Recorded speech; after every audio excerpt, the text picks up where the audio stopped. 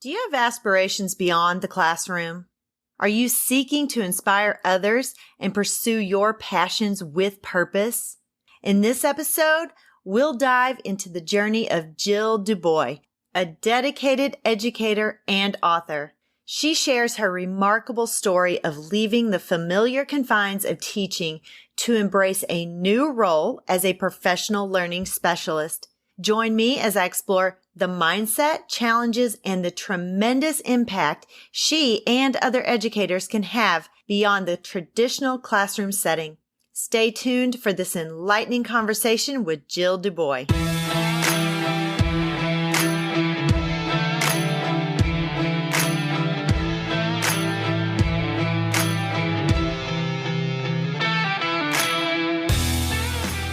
Hi, friend. Are you ready to move into a leadership position? Do you have interests and ambitions that you want to pursue, but feel like you don't know how to take that next step? Maybe you want to start your own coaching or consulting agency. I'm Mel, and I help educators define their career path through correct mindset, knowing your options, and getting prepared for your career transition.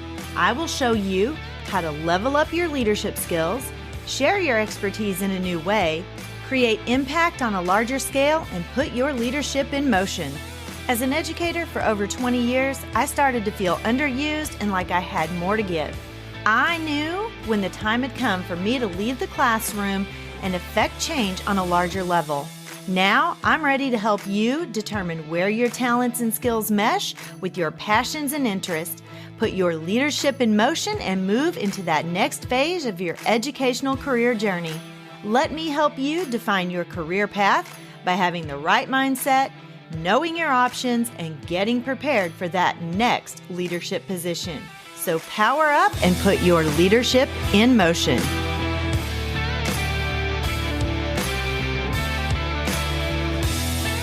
Welcome back to the show, everyone. I'm your host, Dr. Mel Vandevort, and today I have a special guest with us. Today I have Jillian DuBois, and she is going to talk to us about being a professional learning specialist.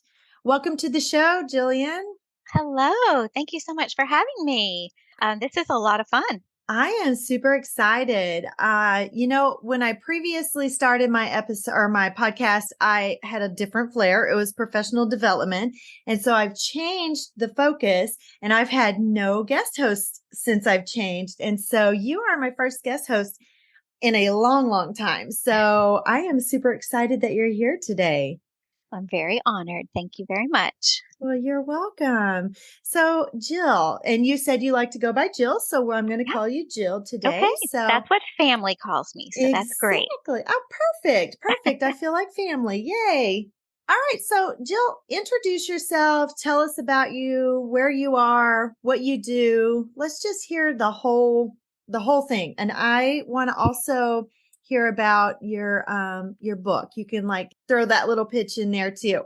Okay. Well, I will just kind of share a little bit about myself here. So, yeah, I'm Jillian, and I call myself a redesigned educator. So, basically, what that means is, once you're a teacher, you're never not a teacher. So, even when you step away from the classroom, there are definitely different ways where you can find paths for yourself to take. So, Exactly. 21 years I spent in the elementary classroom. I taught second, third, and fourth, all in different years, and had great groups of students. Sometimes I looped up with my students because I loved them so much and couldn't say goodbye. But after 21 years, it was just probably around COVID time when we all kind of had time to sit around and really and do some introspection and some reflection on our Yes. lives. And after having a whole year of teaching virtual, which I loved, I really did love that because I had taught overseas. I had taught students in China. I had taught, I had done a lot of different things virtually. So that actually was something very fun for me, so I tried to keep everybody very encouraged because that I kind of knew that was kind of coming. That was going to be the wave of the future with Yes. ed technology. So, but after that, I went back to the classroom for another 2 years and I thought, I really am seeing so many educators, leaders get disheartened and Mm-hmm. just they're exhausted, they're tired. And, I'm exhausted and tired too. But Yes. at the same time, like, yes, I love my students and I really had a hard time making that decision to transition out of the classroom. But in another area, I really felt like I was being redesigned and repurposed to help educators Mm-hmm. really find their encouragement and find their hope and strength and joy, and doing that through professional learning and professional development pathways. So that is kind of what happened. And it really happened very, I don't want to say there was a strategic plan involved. It was not, okay, I'm going to do this for one more year and then I'm going to go, go do this. There really was no plan. It just kind of all happened very organically. And it Mm-hmm. was just kind of like I put my faith into everything that I, really did. I kind of thought, all right, I can't do this by myself. So I need my family around me. I need my friends, to kind of talk me through some of these things I'm thinking and feeling. And, I just really began to focus on what am I good at? What are my strengths? And how can I really help other educators? So, Yes. that brings me to what I'm doing today. So I do live here in Clearwater, Florida, where we call it Hurricane Central. Oh, And that's a great place to yeah. live. So with my husband and my adult son and my dog Piper Lou, and I am able to work from home. When I left the classroom, I still keep in touch with all of my teacher friends because I do kind of still want to help support and encourage them. But Yes. I am in a position where I'm working remotely for a company in Cincinnati, Ohio. And they actually are the providers for professional development that I used in the classroom when I was still teaching. So, and I knew that that was just going to change the trajectory of professional learning for everybody. And Mm-hmm. basically, it was having voice, letting educators have voice and choice in what they earned and what they learned and implemented for themselves and for their students. So, Yes. little, and now it's kind of the buzzword badges or micro credentials, which is Mm-hmm. basically what we're designing and what we're creating so that you can, choose from this library of things that maybe you really have been interested in, but you're too afraid to kind of go kind of explore it by yourself. We're the guides that are kind of helping them do that. And they have to earn those points and earn those credits by taking those micro credential little courses. We call them micro courses. And then they submit information back to us. And that information, we call it evidence, but it's how they used it in the classroom. How did it impact your classroom? How did it impact your instruction? How are you Mm-hmm. able to use it to differentiate your learning with your diverse learners?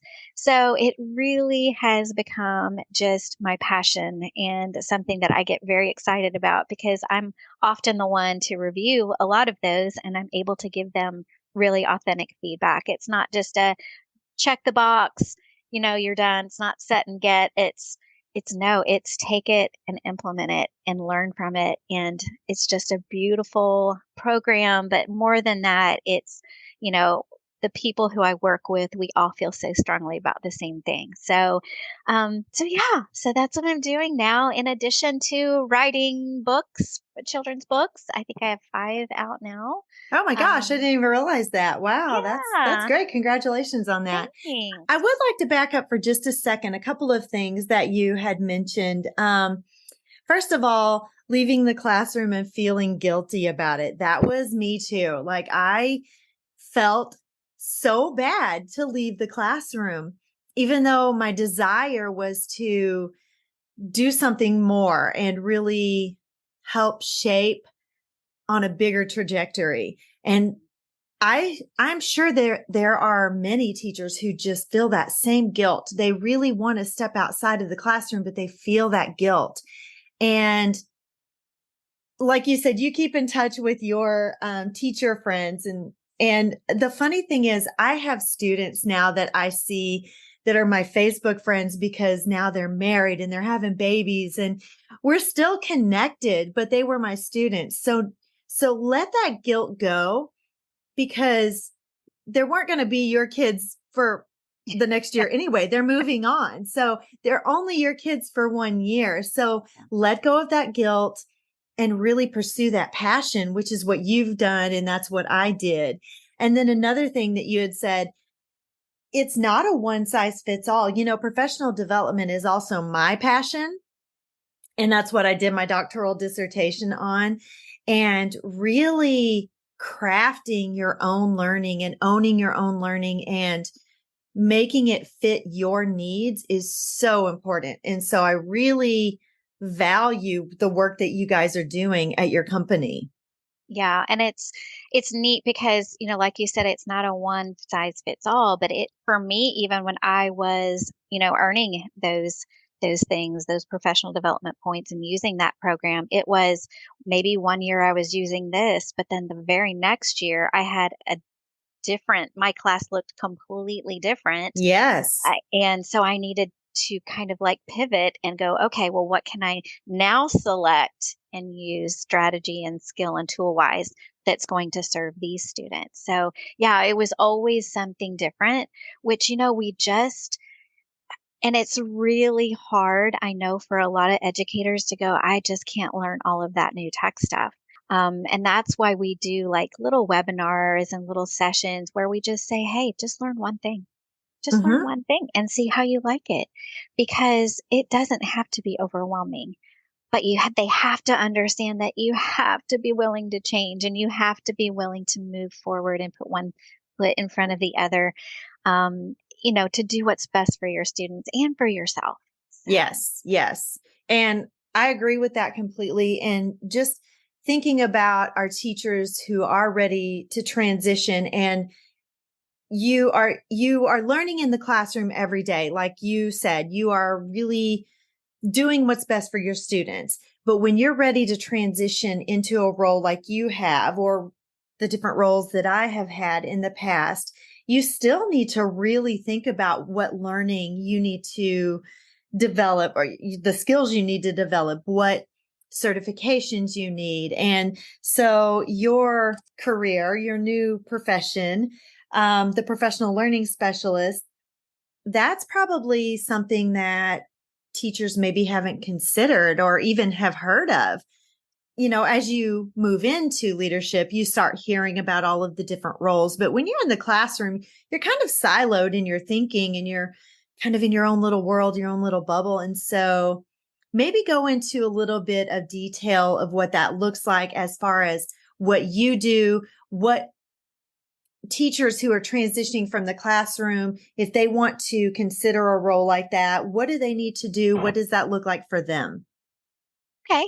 And that was probably the hardest thing for me to do was to go from my little safe, controlled environment Yes. to something that is completely different, where I now have a supervisor and I've got a chief learning officer and I've got other colleagues that all we do is collaborate and do some instructional design and create and oh my goodness, like the world just seemed to kind of open up. It's Mm-hmm. almost like for the past 21 years, teaching has prepared me for this. Yes. Um, so that's what my encouragement would be for anybody who is looking to make that transition, that, you think you're just kind of stuck in this dead end role where you're just doing the same thing over and over again. And what else am I going to do besides be a teacher? That's my identity. Mm-hmm.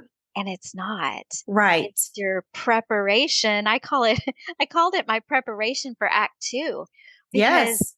now I have so much more capacity to understand what is going on in the world around me, as far as like ed tech things and conferences and going and meeting people who are doing things all over the world, whether it's instructional design coaches or instructional technologists. And, it's brilliant to be able to listen to what is going on now, and then being Mm-hmm. able to tailor the strengths and the gifts that I have been able to learn and cultivate all these years, Yes. and use them. Yes. So, you may not think that, you can go and do something different, but oh my goodness, you can. And when you do, I'm a people pleaser.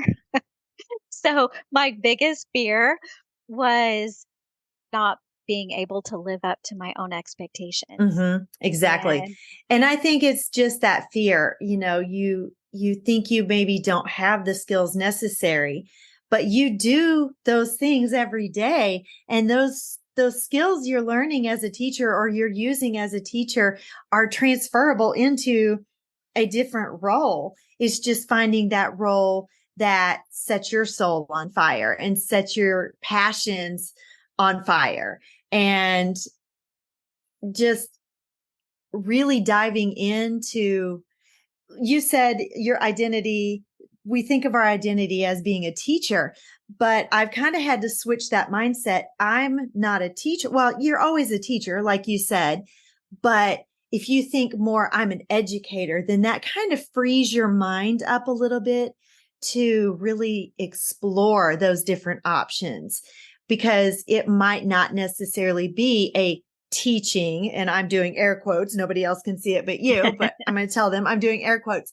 You're always a teacher, but you might not be teaching. You may be creating a better way for teachers to something better for them to use in the classroom. So you're still an educator. You're still doing educational things. yeah. You're just not in the classroom with students.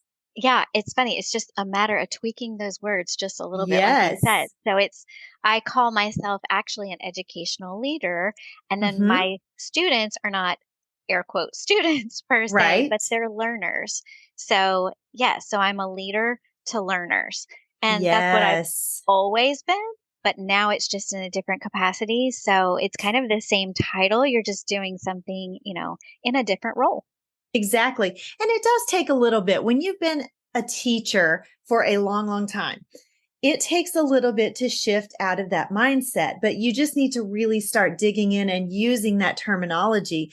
For the longest time, when I first became a principal, I kept referring to my office as my classroom. And I'm like, no, my office. And it took like a whole entire year of me being a principal to stop saying my classroom and start saying my office. And so it is really that mindset shift to get yourself prepared to step into that next role. Yeah, it definitely is. And I've been able to be, fortunate enough what I do is, on the front end of things with the program itself, I interact with it, but I'm also interacting with district leaders and admin on Mm-hmm. their side, supporting them and, Yes. checking in with them every month. Hey, how are your educators doing? How are your learners doing?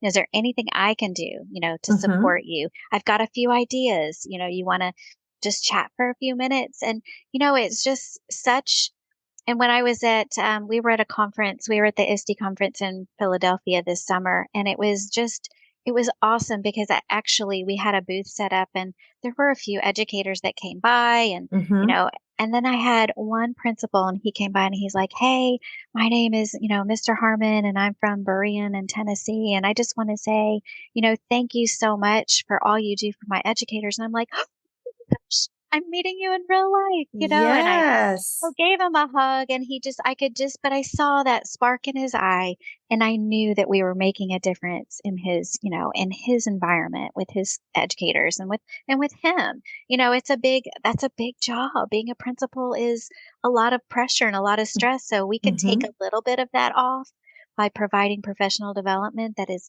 already set up and that we're facilitating. And it just, it's just such a nice little partnership. Right. And you are always impacting student learning in some way.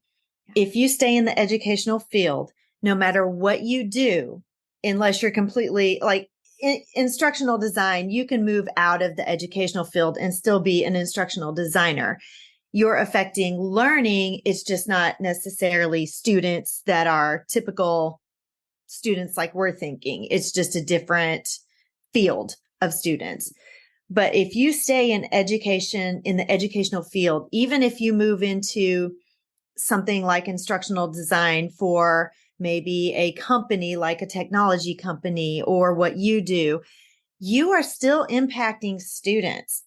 And you just may not realize that you're doing it because you're a little bit removed from that typical effect you think of when you affect students.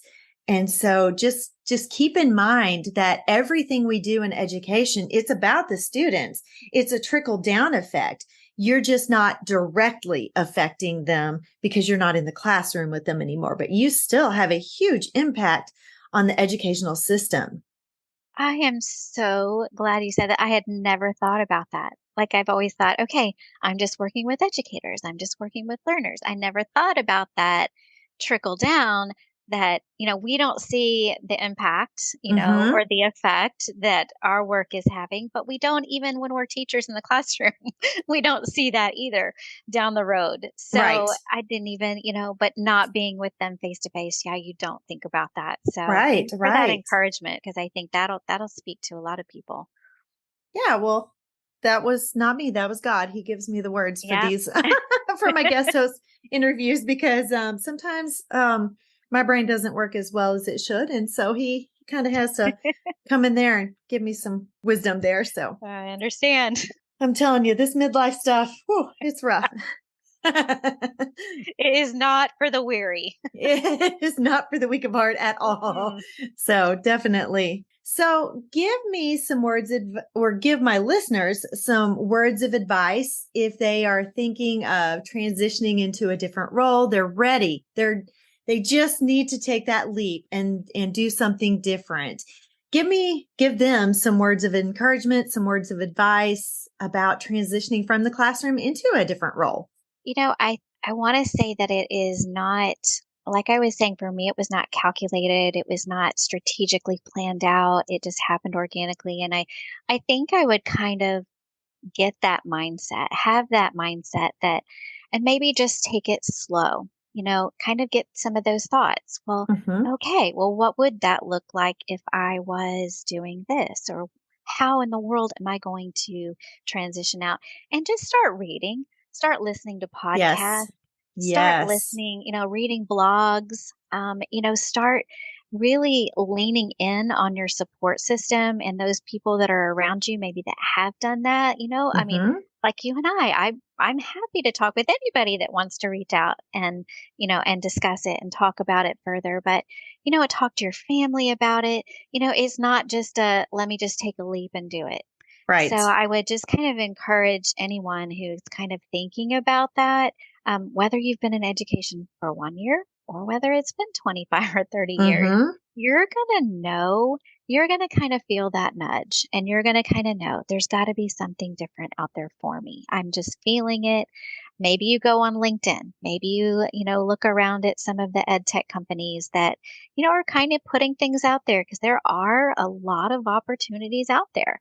But it's kind of where you see yourself fitting in those positions because they're all going to look different. They're all, looking for different types of people. And so get to know your strengths, get to Mm-hmm. know your strengths, value yourself. Don't discount your worth. Don't discount your value. Know that you bring something very special to the table, and somebody is going to be very, very grateful to have you on their team. Yes, exactly. And you have so many skills that you may not recognize that you can transfer into just about anything. So, like you said, do some research, really start thinking about that transition and what that's going to look like, and just get ready to take the plunge. Exactly. It took me a little while. I got my administration degree, and then I just wasn't quite ready to leave the classroom just yet. And then when it was time, it was time. And like God said, it's time. Stop being a chicken and let's do this. And so, like, once I got to that place, it was an easy transition to make. Did I still miss the kids? Absolutely. But I still was with kids because I moved into a principal position. So no, I wasn't in a classroom with kids, but I still had kids with me all the time. So it was great. Well, I hope to get my fix every once in a while. So I do go in and do author read alouds and things Oh, like that's that. So wonderful. yeah, so I've gotten a couple of Yay! invites to go back and do some of those things. So that makes That's me wonderful. happy. Yes, absolutely. Absolutely. So tell us how we can connect with you. And of course, I will put all of your information in the show notes, but let's hear it anyway so they can hear the best way. Yeah. Well, you can catch me most of the time I'm on Instagram and Twitter. So Instagram and is Jillian DE, and Twitter is Jill DuBois 22. But you can always go to impartedjoy.com, and that is my website. And yeah, you can find me there too. I'm hanging out there quite a bit. Wonderful. Wonderful. Well, this has been a great chat with you today. And I am so glad that you and I got to connect again. We've kind of been, virtual friends for a long, long time. And so it's nice to get to have a chat with you and let my listeners hear what you have to say and the wonderful wisdom you brought today. So thank you so much for that. Thank you. And we're training for a 5K. So Exactly, exactly. And I'm telling you, this Missouri heat was like, I don't even know what happened this week. Like it's been 100 and I have been jogging a little and I'm like, there is no way that I can get out and train for a 5K when it's this hot. And I know that there were some people who haven't been running in a long time. And I'm like, I'm not going to set people up for failure first thing. So let's wait till next week when it's cooler and we'll start then. So that sounds good to me because it's just as hot here in Florida. yes, yes. So hopefully it'll be a little bit cooler next week and we can get this thing kicked off. So if anybody Right. wants to join us, please feel free. We're going Yeah. to do this. I'm going to like get a schedule for everybody and hopefully in 6 weeks we can run this thing and be successful. So It'll be awesome. awesome. All right. Thank you so much. And I appreciate you being on here and I will talk to you later. All right. Thank you. What a great conversation that was with Jillian DuBois. I hope you enjoyed today's episode. Have an amazing weekend and I will see you back here next week. Bye-bye.